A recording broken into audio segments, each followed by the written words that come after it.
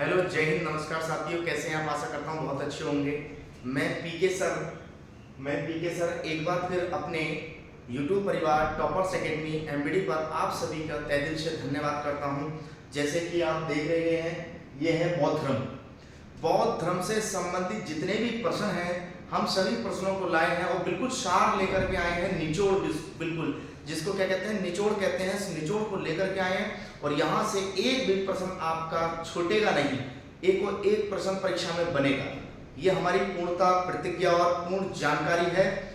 जहाँ जहाँ से प्रश्न आए हैं वही टॉपिकों को उठा करके हम आपको टॉपिक बाय टॉपिक कराएंगे और आगामी जितनी भी परीक्षाएं हैं आपकी, उन परीक्षाओं में ये हेल्पफुल होंगे।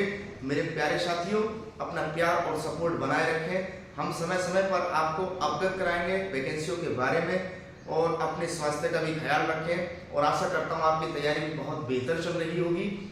चलिए टॉपिक को आगे बढ़ाते हैं। और अभी यूपी पुलिस री एग्जाम यहाँ से कुछ क्वेश्चनों को देखा गया था, इसीलिए हम इस टॉपिक को लेकर के आए हैं। और यूपी टीजीटी पीजीटी के लिए भी बेस्ट है।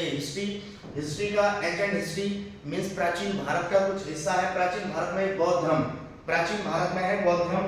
तो बौद्ध धर्म से संबंधित जितने भी प्रश्न हैं, सभी प्रश्नों को हम रख दिया हूं मेरे प्यारे साथियों।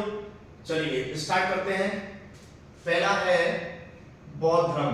बौद्ध धर्म के जो संस्थापक माने जाते हैं वो गौतम बुद्ध माने जाते हैं। बौद्ध धर्म के संस्थापक माने जाते हैं वह गौतम बुद्ध माने जाते हैं। सेकंड प्रश्न क्या है? एशिया का ज्योतिपुंज के नाम से भी जाना जाता है बुद्ध को।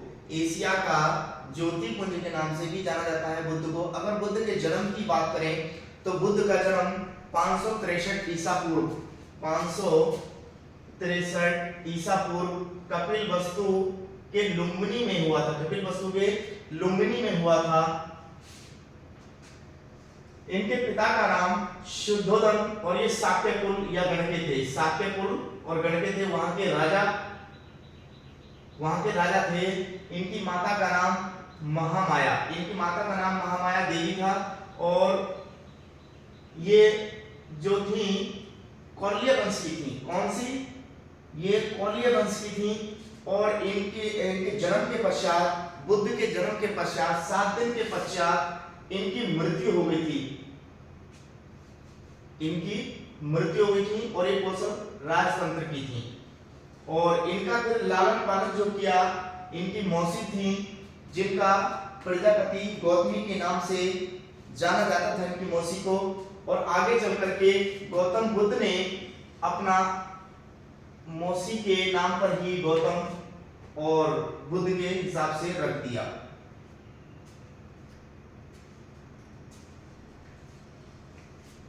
चलिए,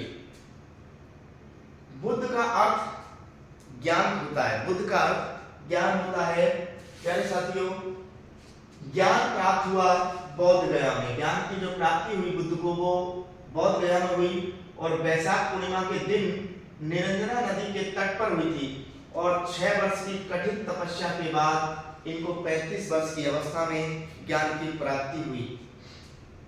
ज्ञान प्राप्ति के बाद बुद्ध के नाम से जाने गए। जब इनको ज्ञान की प्राप्ति हो गई तो ये बुद्ध के नाम से जाने गए। बुद्ध ने अपना प्रथम उपदेश जो दिया वो सारनाथ में दिया। सारनाथ ऋषिपत्रम में पड़ता है। बौद्ध ग्रंथों में धर्म चक्र प्रवर्तन कहा गया। बुद्ध ग्रंथों में जो उपदेश था वो धर्म चक्र प्रवर्तन कहा गया साथियों।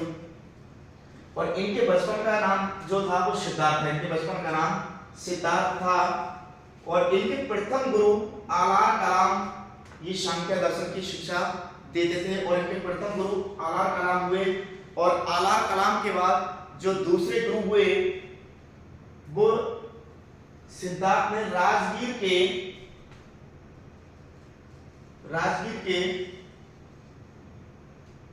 रुद्र रामपुत्र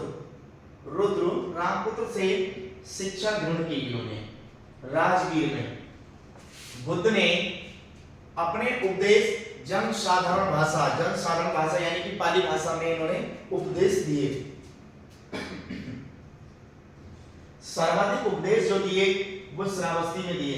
सर्वाधिक उपदेश जो दिए साथियों श्रावस्ती में दिए। और जो इनके अनुयायी कहलाए बिंबिसार, इनके अनुयायी जो थे वो बिंबिसार, प्रसेनजित व उदयन, ये तीन इनके अनुयायी हुए थे। और चीनी परंपराओं में जन्म मृत्यु की जो घटना मिलती है, चीन में चीनी परंपराओं के हिसाब से जो जन्म और मृत्यु घटना मिलती है वो कैंटीन अभिलेखों के आधार पर निश्चित की गई थी। बौद्ध धर्म में 3 विशद हुए थे। 3 विशद मीन्स ज्ञान त्रिपिटक, इनको विशद बोलते हैं। विशद में क्या है?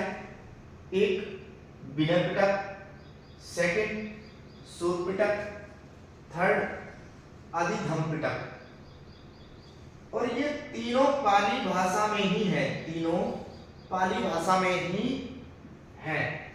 बौद्ध धर्म अनीश्वरवादी है, बौद्ध धर्म अनीश्वरवादी है। इसमें आत्मा की भी कोई परिकल्पना नहीं होती है। बौद्ध धर्म में पुनर्जन्म की मानता है, बौद्ध धर्म में पुनर्जन्म की मानता है साथियों। चलिए आगे चलते हैं। और ये क्वेश्चन यहां से एक ना एक एग्जाम में 100% आने वाला प्रश्न है और 1 से 2 प्रश्न 100% फंसेंगे। चलिए, बुद्ध की मृत्यु जो हुई 483 ईसा पूर्व 80 वर्ष की अवस्था में, वो कुशीनगर, और जो कुशीनगर जो पड़ता है वो देवरिया उत्तर प्रदेश में पड़ता है, देवरिया उत्तर प्रदेश में पड़ता है। और ये जो है मृत्यु को बौद्ध धर्म में महापरिनिर्वाण कहा गया। जो मृत्यु को क्या कहा गया? महापरिनिर्वाण कहा गया। बौद्ध धर्म में मृत्यु को महापरिनिर्वाण कहा गया। बौद्ध धर्म में त्रिरत्न हुए थे, बौद्ध धर्म में त्रिरत्न हुए थे। एक बुद्ध धम्म संघ, बुद्ध धम्म संघ। और इन्होंने एक देखा, जब बुद्ध निकले शहर पर, तो इन्होंने देखा विश्व दुखों से भरा है, विश्व दुखों से भरा है। ये कहां से लिया गया है? ये लिया गया है उपनिषद से। कहां से लिया गया है? उपनिषद से लिया गया है। यहां से क्वेश्चन पूछ लेता है, ये क्वेश्चन मोस्ट क्वेश्चन है। यहां से क्वेश्चन पूछ लेता है कि विश्व दुखों से भरा है, ये कहां से लिया गया है साथियों? उपनिषदों से लिया गया है। और इसमें 4 सभाएं हुई, 4 बौद्ध संगीति सभाएं हुई। प्रथम बौद्ध संगीति जो हुई 483 ईसा पूर्व में हुई। देखो, बुद्ध के मरने के पश्चात, यानी शरीर छोड़ने के पश्चात, बुद्ध जब शरीर त्याग दिया तो ये बौद्ध धर्म 2 उसमें बढ़ गया, हीनयान और महायान, हीनयान और महायान शाखाओं में बंट गया था। संगीति के बाद बटा था। प्रथम बौद्ध संगीति जो हुई वो 483 ईसा पूर्व में हुई और राजगृह में हुई। और इसकी अध्यक्षता जो कि महाकाश्य ने की थी, और ये अजातशत्रु के शासनकाल में इसकी अध्यक्षता हुई। और द्वितीय बौद्ध संगीति जो हुई 383 ईसा पूर्व में हुई थी, और ये हुई थी वैशाली में। कहां हुई थी? वैशाली में हुई थी। और इसका जो अध्यक्ष थे वो सवाकामी थे। कौन थे? सवाकामी थे। और एक कालाशोक में हुई। ये कहां हुई थी? कालाशोक में, सॉरी, इसके शासनकाल में हुई थी। शासन लिखेंगे यहाँ पे, किसके शासनकाल में हुई थी? कालाशोक के शासनकाल में हुई थी। चलिए, थर्ड तृतीय बौद्ध संगीति, जो तृतीय बौद्ध संगीति जो हुई वो तृतीय बौद्ध संगीति 225 ईसा पूर्व में हुई, और ये हुई थी पाटलिपुत्र में। इसका स्थान है पाटलिपुत्र में। और इसकी अध्यक्षता जो की मोगली ने की, मोगली ने की, और ये अशोक के शासनकाल में हुई थी। चलिए, चतुर्थ बौद्ध संगीति, चतुर्थ बौद्ध संगीति ये ईसवी की प्रथम शताब्दी में हुई।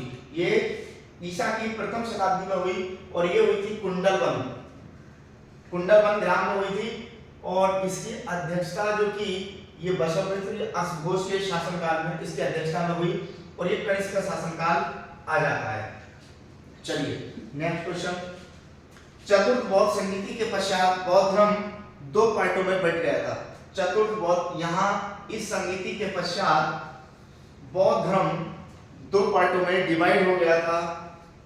चतुर्थ बौद्ध संगीति के पश्चात बौद्ध धर्म दो पार्टों में डिवाइड हो गया था। प्रथम पार्ट हीनयान, हीनयान का मतलब इसमें निर्माण प्राप्त इच्छा जो करते हैं वो साधना करते हैं, वो हीनयान कहलाते हैं और इसमें निर्माण करना होता है। और महायान दूसरी हुई महायान, महायान जो कहलाते हैं वो बोधिस्ट कहलाते हैं। बोधिस्ट क्या कहलाते हैं? बोधिस्ट कहलाते हैं। चलिए नेक्स्ट क्वेश्चन, बुद्ध ने सर्वप्रथम तपस्या जो की वो कहाँ की थी? बुद्ध ने सर्वप्रथम तपस्या जो की वो कहाँ की थी? उरुकबेला में की थी। कहाँ की थी साथियों? उरुकबेला में की थी। चलिए नेक्स्ट क्वेश्चन, बुद्ध की पूर्व जन्म की जो कथाएं या घटनाएं मिलती हैं, वो जातक कथाएं कहाँ से मिलती हैं? वो सूत पिटक में वर्णित है। साथियों यहाँ से क्वेश्चन बनता है 100%। बुद्ध की पूर्व जन्म की कथाएं, जातक कथाएं किससे मिलती हैं? वो मिलती हैं सूत पिटक में वर्णित है, सूत पिटक से मिलती है। नेक्स्ट क्वेश्चन, पंचशील का सिद्धांत कहाँ से मिलता है? पंचशील का सिद्धांत कहाँ से मिलता है? उसके बारे में कहाँ देखने को मिलता है? तो छंद उपनिषद से।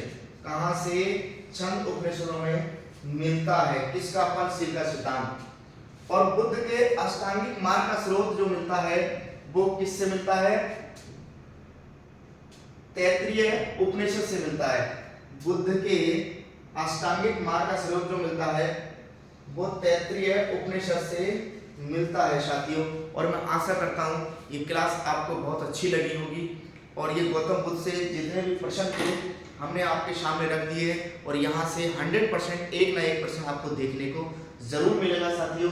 जैसे कि यूपी पुलिस री एग्जाम में भी यहाँ से क्वेश्चन 100% फंसेंगे और यूपी टीजीटी पीजीटी में भी जो हिस्ट्री का टीजीटी पीजीटी का क्वेश्चन पेपर आएगा यहाँ से क्वेश्चन 100% आने वाले प्रश्न है। तब तक के लिए जय हिंद साथियों।